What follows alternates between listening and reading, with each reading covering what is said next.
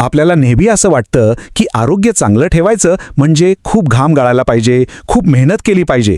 पण काय खरंच हे असं आहे? चला या विचाराला थोडं बाजूला सारूया आणि पाहूया की सत्य काय आहे. हो, ही कल्पना अगदी चुकीची आहे. आणि हे काही हवेत बोलणं नाहीये. यामागे फिजिक्स, इव्होल्यूशन आणि आपल्या शरीराचा लाखो वर्षांचा इतिहास आहे. हे बघा, हे खूप इंटरेस्टिंग आहे. एका बाजूला आहे फक्त 60 वर्षांची आधुनिक जिम संस्कृती आणि दुसऱ्या बाजूला 40 लाख वर्षांपासून बनत आलेलं आपलं शरीर. मग खरं कोण सांगणार, ही 60 वर्षांची संस्कृती की 40 लाख वर्षांचा अनुभव? चला तर मग याच्या मागचं सायन्स काय आहे ते बघूया. आणि सुरुवात करूया अगदी बेसिक फिजिक्सपासून, कारण आपलं शरीर म्हणजे एक प्रकारचं मशीनच आहे, नाही का? जेव्हा आपण चालतो ना, तेव्हा एक कमाल गोष्ट घडते. आपलं शरीर वापरतं एक इन्व्हर्टेड पेंड्युलम मेकॅनिझम. म्हणजे कसं, तर आपला पाय एका दांडीसारखा होतो आणि आपलं शरीर अक्षरशः गुरुत्वाकर्षणाचा वापर करून एनर्जी वाचवतं आणि पुढे जातं. आता हा आकडा बघा, 65%. प्रत्येक पाऊलामध्ये जवळपास 65% मेकॅनिकल एनर्जी परत वापरली जाते. म्हणजे चालण्यासाठी लागणारी जवळजवळ सगळी एनर्जी आपल्याला ग्रॅव्हिटीकडून फुकटात मिळते. आपल्या मसल्सना फक्त 35% नवीन एनर्जी द्यावी लागते. कमाल आहे ना हे? म्हणूनच बघा, चालणं आणि धावणं यात जमीन आसमानाचा फरक आहे. चालणं म्हणजे काय, तर टॉप गिअरमध्ये गाडी आरामात चालवण्यासारखं, एकदम एफिशियंट. आणि धावणं ते म्हणजे दुसऱ्या गिअरमध्ये गाडी फुल थ्रॉटलवर पळवण्यासारखं, ज्यात खूप एनर्जी वाया जाते. बरं, हे झालं फिजिक्स. आता आपण जाऊया बायोलॉजीकडे आणि बघूया की 40 लाख वर्षांच्या इव्हॉल्यूशनने आपल्या शरीराला खास चालण्यासाठीच कसं घडवलंय. ही टाईमलाईन बघा, म्हणजे सगळं स्पष्ट होईल. 2 पायांवर चालणं हे आपण हत्यारं बनवायच्या, आग वापरायच्या किंवा भाषा बोलायच्या खूप खूप आधीपासून करतोय. म्हणजे इव्हॉल्यूशनचं पहिलं लक्ष होतं एक चालणारं मशीन बनवणं. आपल्या स्केलेटनमध्ये यासाठी खास बदल झालेत. पाठीचा कणा एस शेपचा झाला, जो एका शॉक ॲब्झॉर्बरसारखं काम करतो. आपलं पेल्विस म्हणजे कमरेचं हाड रुंद आणि छोटं झालं, ज्यामुळे आपल्याला बॅलन्स मिळतो. आणि पायाची कमान, ती तर एका स्प्रिंगसारखी एनर्जी स्टोअर करते. आणि ऐका, चालणं म्हणजे फक्त पाय हलवणं नाहीये, ती तर एक पूर्ण बॉडी सिम्फनी आहे. आपण चालतो तेव्हा आपले हात विरुद्ध दिशेने हलतात, ते बॅलन्ससाठी. आपला श्वास पावलांच्या तालाशी जुळतो. पायातला ॲकिलिस टेंडन आणि अंगठा प्रत्येक पावलाला एक जोर देतात. हे सगळं इतक्या सुंदर ताळमेळात होतं की आपलं शरीर चालण्यासाठी एक परफेक्ट मशीन बनतं. ठीक आहे, तर आत्तापर्यंत आपण जुन्या काळातल्या गोष्टी बघितल्या. आता वळूया आधुनिक पुराव्यांकडे.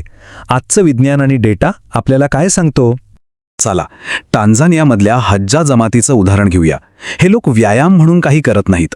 हालचाल हा त्यांच्या आयुष्याचाच एक भाग आहे. ते रोज हजारो पावलं चालतात. आणि याचा परिणाम काय, तर त्यांच्यात हार्ट डिसीजचं प्रमाण जवळजवळ नाहीये आणि म्हातारपणी सुद्धा ते एकदम फिट राहतात. मग प्रश्न हा येतो की आपल्याला खरंच हेल्दी राहण्यासाठी रोज किती पावलं चालायला पाहिजेत? आणि याचं उत्तर तुम्हाला आश्चर्यचकित करेल. चला पाहूया. एका मोठ्या स्टडीनुसार हार्ट प्रॉब्लेम्समुळे होणाऱ्या मृत्यूचा धोका कमी व्हायला सुरुवात होते फक्त 2300 पावलांवर. हो, फक्त 2300. हा आकडा आपल्या कल्पनेपेक्षा कितीतरी कमी आहे. आणि एवढंच नाही, कोणत्याही कारणामुळे होणाऱ्या मृत्यूचा धोका कमी करण्यासाठी दिवसाला फक्त 4000 पावलं चालणं सुद्धा पुरेसं आहे. पुन्हा एकदा हेच सिद्ध होतंय की मोठ्या फायद्यांसाठी खूप जास्त काहीतरी करण्याची गरज नाहीये. या चार्टमध्ये तर अजून स्पष्ट दिसतंय. 60 वर्षांपेक्षा जास्त वय असणाऱ्यांसाठी 6 ते 8000 पावलं आणि त्यापेक्षा कमी वय असणाऱ्यांसाठी 8 ते 10000 पावलं. यानंतर मृत्यूदर कमी होण्याचे फायदे थांबतात. म्हणजे यापेक्षा जास्त चालण्याचा काही एक्स्ट्रा फायदा नाही. आणि आता तो मोठा प्रश्न, 10,000 पावलांचं काय? तर ऐका, हे टार्गेट कुठल्या सायन्समधून आलेले नाहीये. ही तर 1960 मधली जपानमधल्या एका कंपनीची मार्केटिंग स्ट्रॅटेजी होती. फक्त एक स्लोगन. तर मग आतापर्यंत आपण जे काय पाहिलं त्या सगळ्याला एकत्र जोडून बघूया, एका नवीन विचाराकडे जाऊया. आणि हे फायदे फक्त शरीरासाठी नाही आहेत बरं का, मेंदूसाठी सुद्धा आहेत. चालण्यामुळे मेंदूचा ब्लड फ्लो वाढतो, मेमरी सुधारते आणि क्रिएटिव्हिटीला तर खूप चालना मिळते. म्हणूनच तर जगातले मोठे मोठे विचारवंत आणि लेखक विचारांसाठी तासनतास चालायचे. हा विचार खूप महत्त्वाचा आहे. इव्होल्यूशन म्हणजे काय? तो एक अकाउंटंट आहे, ड्रिल सार्जंट नाही. म्हणजे त्याला मॅक्सिमम परफॉर्मन्स नकोय, त्याला पाहिजे मॅक्सिमम एफिशियन्सी. कमीत कमी एनर्जीमध्ये जास्तीत जास्त काम. आणि चालणं हे याचं परफेक्ट उदाहरण आहे. आता ही तुलना बघा, जी खूप धक्कादायक आहे. शारीरिक निष्क्रियता म्हणजे दिवसभर बसून राहणं हे स्मोकिंग इतकंच धोकादायक आहे. हो, तुम्ही बरोबर ऐकलं. कारण बसून राहिल्याने आपल्या शरीराला ते सिग्नल्सच मिळत नाहीत जे त्याला स्वतःला टिकून ठेवण्यासाठी लागतात. आणि ही गोष्ट आपल्या प्रत्येकाशी जोडलेली आहे.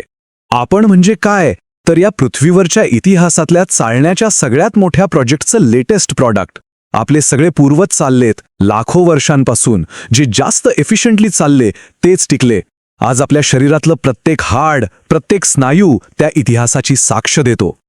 तर मग एक शेवटचा प्रश्न. शेवटचं कधी असं झालं होतं की आपण फक्त चालण्यासाठी बाहेर पडलो आणि आपल्या आत काम करणाऱ्या त्या 40 लाख वर्ष जुन्या मशीनकडे खरंच लक्ष दिलं? कधी विचार केलाय